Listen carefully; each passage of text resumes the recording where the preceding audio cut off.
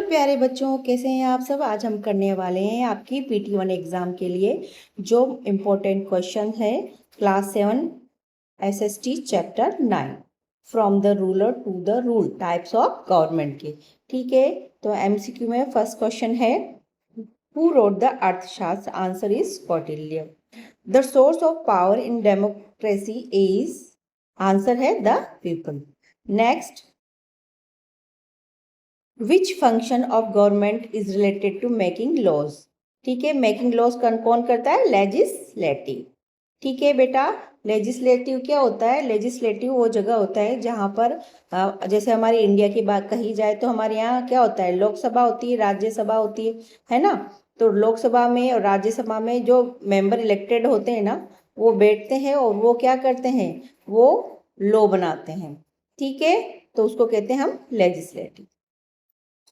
Which organ implements the law.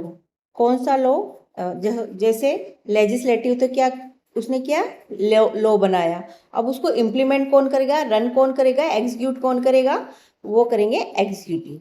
ठीक है, which organ ensure that laws are followed. तो legislature ने तो क्या रूल बनाए और उसको इम्प्लीमेंट किसने किया, मतलब रन किसने करवाया, एग्जीक्यूटिव ने। लेकिन वो फॉलो हो रहे हैं क्या नहीं हो रहे हैं, ये कौन देखेगा, ये देखेगा जुडिशरी। ठीक है, next, what is the right to vote for all adult code. ठीक है, यूनिवर्सल अडल्ट फ्रेंचाइज। हर क्वेश्चन इंपॉर्टेंट है बेटा। इसका क्या मतलब होता है, यूनिवर्सल अडल्ट फ्रेंचाइजी का मतलब होता है कि आप हमारे जैसे हमारे एग्जाम्पल ले लें हमारे इंडिया का, मतलब हमारे यहाँ जो देश में जो भी 18 साल से ऊपर है उसको वोट करने का अधिकार है, that is called universal adult franchise. ठीक, India has which type of democracy. तो इंडिया में बेटा रिप्रेजेंटेटिव डेमोक्रेसी होती है। डेमोक्रेसी भी क्या दो टाइप की होती है, एक तो डायरेक्ट डेमोक्रेसी होती है, एक रिप्रेजेंटेटिव डेमोक्रेसी होती है। डायरेक्ट में तो जो पब्लिक है ना, पूरे देश की कंट्री की पब्लिक ही वो लॉ बनाने में, उसको इम्प्लीमेंट करने में डायरेक्ट पार्टिसिपेट करती है, डिसीजन मेकिंग में। जबकि रिप्रेजेंटेटिव डेमोक्रेसी में क्या होता है, पीपल और जो जनता होती है ना, वो पहले इलेक्ट करते हैं, है ना, ऐसे लोगों को, फिर वो लोग चुन के जाते हैं जिनको हम MP MLAs बोलते हैं, और वो लोग क्या करते हैं, लॉज बनाते हैं। ठीक है, तो इंडिया में इस टाइप की रिप्रेजेंटेटिव टाइप की डेमोक्रेसी है। ठीक, general election in India are held every 5 years। हर 5 साल में general election. Which country is given an example of direct democracy. तो ठीक है, इंडिया में नहीं है, इंडिया में किस टाइप की है, इंडिया में रिप्रेजेंटेटिव टाइप की, USA में प्रेसिडेंशियल टाइप की है। तो इसका एग्जाम्पल है स्विट्जरलैंड। ठीक है, in India the prime minister is the part of judiciary, legislature and executive, army, election commission. ठीक है, इंडिया में जो प्राइम मिनिस्टर और जो मिनिस्टर ऑफ काउंसिल होती है ना, दोनों किसके पार्ट होते हैं, लेजिस्लेचर के और एग्जीक्यूटिव के। लेजिस्लेचर में क्या, वो सब लोग इलेक्ट होके जाते हैं और MP बनते हैं। ठीक है, ठीक है, फिर जो MP बनते हैं उसी में से तो PM और काउंसिल ऑफ मिनिस्टर बनाते हैं जिसकी गवर्नमेंट बनती है, तो फिर वो क्या बन जाते हैं, एग्जीक्यूटिव बन जाते हैं। ठीक है, तो इस तरह से जो PM और काउंसिल ऑफ मिनिस्टर है वो किसका पार्ट है, लेजिस्लेचर का भी पार्ट है और एग्जीक्यूटिव का भी पार्ट है। अगला क्वेश्चन है, विच type of government is ruled by the monarch. Monarch कहते हैं क्वीन या किंग को। ये किस टाइप की इनकी गवर्नमेंट होती है, तो इसका आंसर है मोनार्की। ठीक है, मोनार्क से क्या बना है, मोनार्की।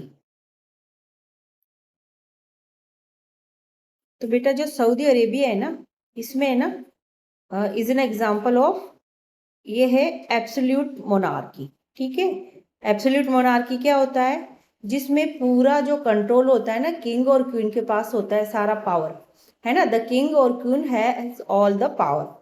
उसके अलावा सारा जो डिसीजन मेकिंग है वो कौन करता है, किंग और क्वीन करता है। तो इसका जो एग्जाम्पल है, सऊदी अरेबिया में आज भी इस तरह की गवर्नमेंट है। ठीक, और कॉन्स्टिट्यूशनल मोनार्की क्या होती है, कॉन्स्टिट्यूशनल मोनार्की वो होती है बेटा जिसमें क्या होता है, द किंग और queen is the head of the country, मतलब कंट्री के हेड तो माने जाते हैं, लेकिन जो इलेक्टेड लीडर्स है ना, जैसे हमने इंडिया में इलेक्शन होते हैं, ऐसे वहाँ भी इलेक्शन होते हैं और इलेक्टेड लीडर्स ही क्या करते हैं, वो कॉन्स्टिट्यूशन रन करते हैं, मतलब उनका भी कोई कॉन्स्टिट्यूशन होता है, जैसे हमारे यहाँ है संविधान, ऐसे वहाँ भी संविधान होता है और गवर्नमेंट को रन करते हैं। और जो किंग होता है ना, बस हेड होता है, उसके बस लिमिटेड पावर ही होते हैं। ठीक है, तो उसको कॉन्स्टिट्यूशनल मोनार्की कहते हैं। ठीक है, देखो ये आ भी गया question, the United kingdom is an example of constitutional monarchy. यहाँ पे क्या होता है, यूनाइटेड किंगडम जिसे हम ग्रेट ब्रिटेन भी कहते हैं ना, वहाँ पे इंग्लैंड है ना, जिसमें किसकी गवर्नमेंट है, इस तरह की गवर्नमेंट है। वहाँ अपने किंग और किंग एलिजाबेथ और ये सुना है ना,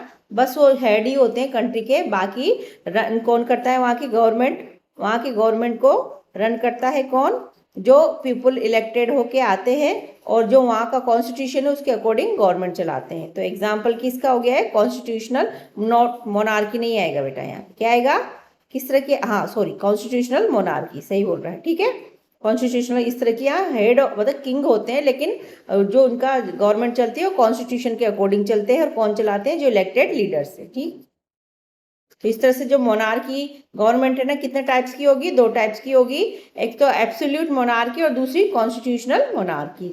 इसमें टोटल पावर किसके पास होती है, किंग और क्वीन के पास होती है, और इसमें टोटल पावर हेड जो किंग है ना उसके पास लिमिटेड पावर होती है, और सारी पावर किसके पास होती है, जो इलेक्टेड लीडर्स है उनके पास। A government ruled by the religious leader is called. ठीक है, ऐसी गवर्नमेंट जिसमें जो रूल कौन करता है, कौन से रिलीजियस में, जो धर्म से रिलेटेड जो धार्मिक लीडर है वो ही रूल करते हैं ना, वो कौन सी गवर्नमेंट होती है, उसको कहते हैं थियोक्रेसी। कौन सी कहते हैं, थियोक्रेसी। और जो थियोक्रेसी होती है ना बेटा, वहां पर कैसे गवर्नमेंट चलती है, उनके जो रिलीजियस लॉज होते हैं ना, मतलब उसके धर्म में जो जैसे नियम बना दिए ना, उसके अकॉर्डिंग वो वहाँ की गवर्नमेंट चलती है। तो एट प्रेजेंट थियोक्रेसी गवर्नमेंट कहाँ पर है, ईरान में। कहाँ पर है बेटा, ईरान में। ठीक है, ईरान में। और कहाँ है, वेटिकन सिटी में। नेक्स्ट है, a dictatorship is government where power is held by all citizen elected representative one person और स्मॉल ग्रुप, जैसे हिटलर। ठीक है, हिटलर को क्यों डिक्टेटर कहते हैं, क्योंकि उसने सारा पावर अपने पास रख लिया था। तो वो एक पर्सन और या स्मॉल ग्रुप के पास जब पूरा पावर आ जाता है कंट्री का, उसे क्या कहते हैं हम, डिक्टेटरशिप कहते हैं। ओलिग्रेची का क्या मतलब होता है ना, oligarchy means rule by a few powerful people, कुछ जो ताकतवर लोग हैं, जिससे पैसे में है ना, वैसे फिजिकली भी हर तरीके से जो उनके रूल किया जाता है, जिन लोगों के द्वारा गवर्नमेंट चलाई जाती है, उनको कहते हैं हम oligarchy government. Which democratic principle means everyone is equal before the law. ठीक है, मतलब लॉ के सामने है ना सब बराबर है, तो इक्वेलिटी क्या आएगा, इक्वेलिटी। हमारे ये डेमोक्रेसी, हमारे यहाँ कैसी गवर्नमेंट है, डेमोक्रेटिक गवर्नमेंट है, उसके कुछ प्रिंसिपल है। तो उस जो लॉ बनाए है, मतलब कानून की नज़र में सब क्या है, इक्वल है, समान है। Which principles give citizens the right to express opinion.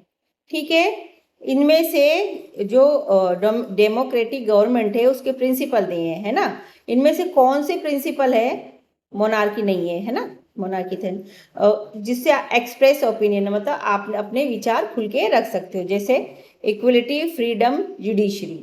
कौन सा होगा, फ्रीडम। ठीक है, आपको फ्रीडम है कि आप अपने अपने विचार, अपने ओपिनियन एक्सप्रेस कर सकते हो, बता सकते हो। ठीक, मोनार्की तो प्रिंसिपल में नहीं है, इसलिए मैंने क्रॉस किया है। ठीक, what does the accountability in democracy mean. Accountability का डेमोक्रेसी में क्या मतलब होता है। ठीक है, अकाउंटेबिलिटी का मतलब होता है जो गवर्नमेंट होती है that is answerable to the people, वो मतलब जनता को जवाबदेही होती है उसकी। कैसे, अगर जनता को कुछ भी प्रश्न पूछती है तो उसका आंसर उसे देना पड़ेगा गवर्नमेंट को। ठीक है, दैट इज कॉल्ड अकाउंटेबिलिटी, मतलब जवाबदेही या सरकार की जनता के प्रति जिम्मेदारी होती। ठीक, India is a presidential democracy, parliamentary democracy, absolute, तो पार्लियामेंट्री डेमोक्रेसी इंडिया में।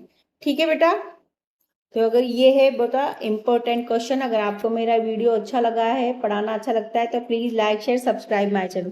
Thank you.